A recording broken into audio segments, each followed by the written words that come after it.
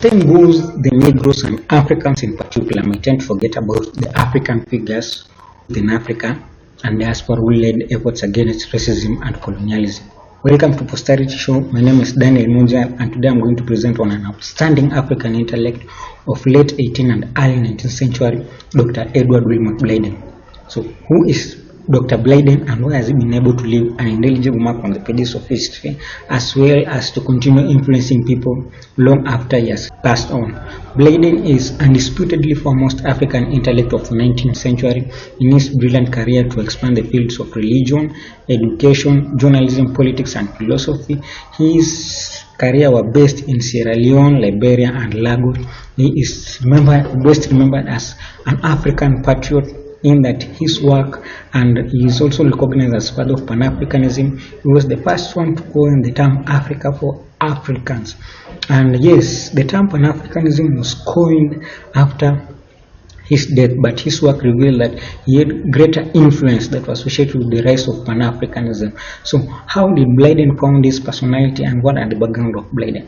Blyden was born on 3rd August 1832 in St. Thomas Island in Virgin, that was in West Indies, of three literate parents, Romeo and Julie.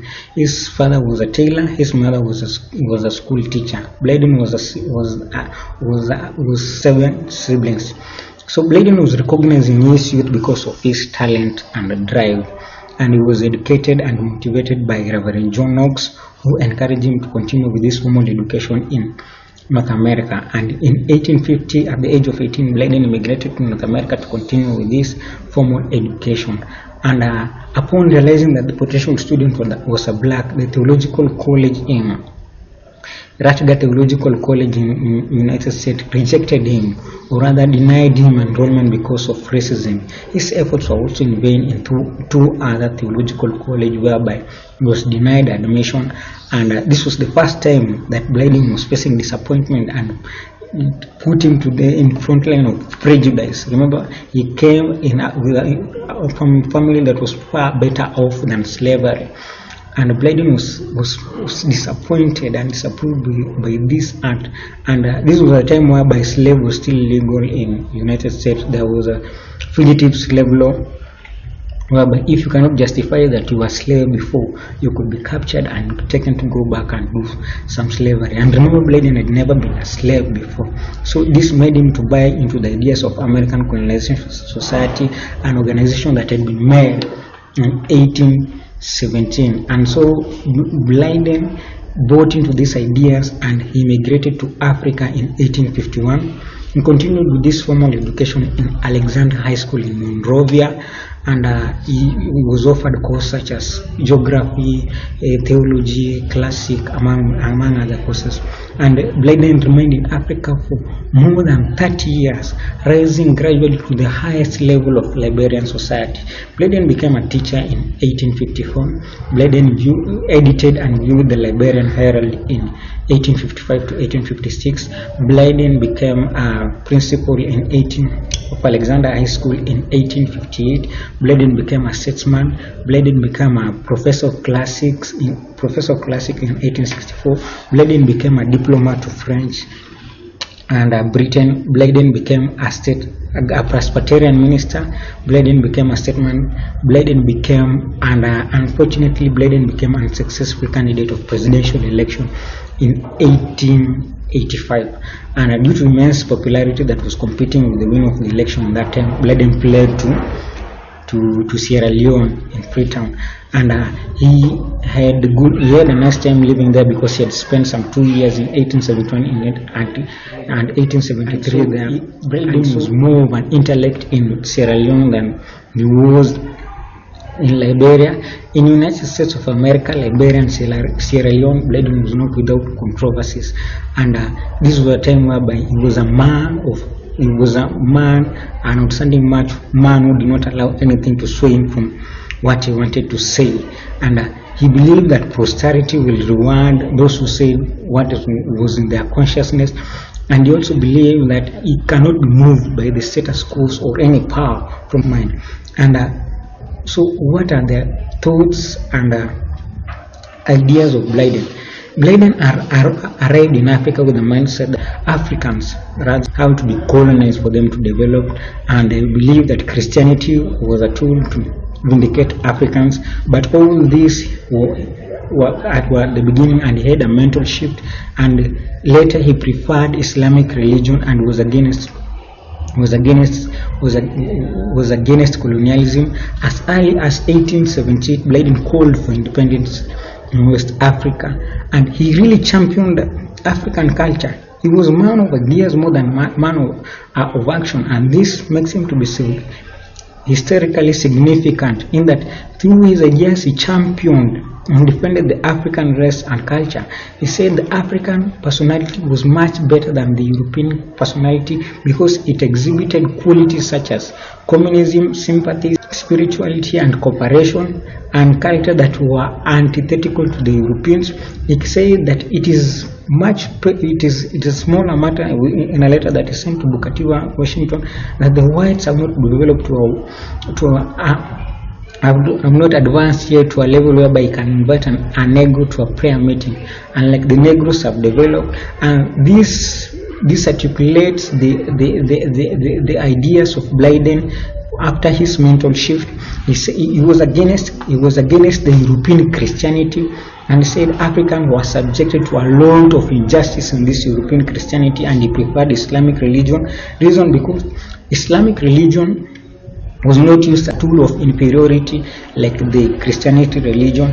He said that Christianity religion was used as a tool of inferiority in that the picturing of angels, picturing of Jesus, they were all whites. But if in any case there was a picturing of the devil, then the devil becomes black. Then the Africans look at this and we are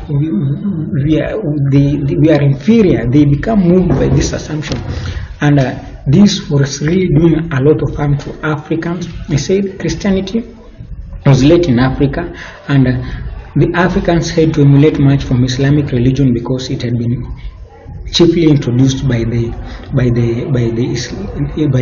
Islams in North Africa. And he said religion of the Crescent precedes the religion of the cross, in that religion of the cross, the religion of Crescent, the way of evangelism, the way of faith, the doctrination was much far better than the European Christianity of that time. And say the European Christianity had made Africans much inferior, and he was against slavery of the mind, whereby Africans were made to be imitators and not inventors. They were just to imitate everything that the Europeans have done, everything that the Europeans prefer. They were supposed to do so, and they really scolded the Africans who were not able to stand as an Africa to cherish their own culture. And Blyden was through this he called upon decolonization of African minds, so that Africans, they should feel secure, and they should not be moved by the assumption whereby the Europeans are superior, much better than them. And Blyden preferred Islamic religion. He even taught himself to speak Arabic, and he became a leader of Muhammad religion in 1901 to 1906. Blyden was great in his way of articulating issues, and he did not allow, even he faced a lot of criticism when he called the blacks from America to immigrate back to Africa and help build Africa, whereby people such as Martin Delany really criticized him because they wanted to get full civil rights in their born country. Blyden wanted decolonization of African minds, and he really championed African culture, and he wanted African culture and African languages to be incorporated in universities, so that Africans should learn about their culture and their language, and even Islamic. He wanted the British to involve in Sierra Leone, he wanted the British to involve Islam in their British enterprise as a religion, whereby the people should emulate and use Islamic as a religion. The thoughts of Blyden have been used by many leaders in the past and even today, such as Marcus Garvey, the Jamaican politician who championed back to Africa, the leader of UNIA. They were also used by Kwame Nkruma, Ghanaian politician, Mbonu Mbonu Ojike, and his grandson Edward Wilmot Blyden III, the leader of slave movement, Sierra Leone independent movement of Sierra Leone. And Blyden, in marital issues, he married Sarah Yates, and he had 3 children with her. He also married Anna, and with Anna they had 5 children.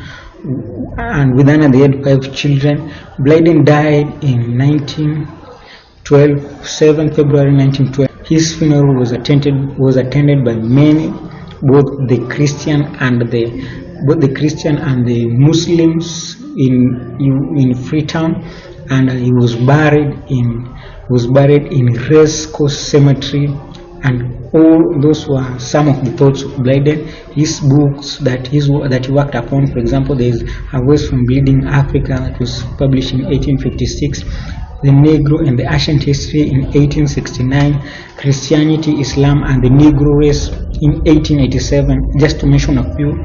We cannot cover all the works of Blyden, and this is a time where this generation has to learn a lot from the leaders who championed and worked for, delayed their life for freedom, so that we have freedom that we have today. And it's a time that we should emulate much and learn more. For you to learn more about African leaders, subscribe to this channel, and I can guarantee that you will be more informed and more knowledgeable about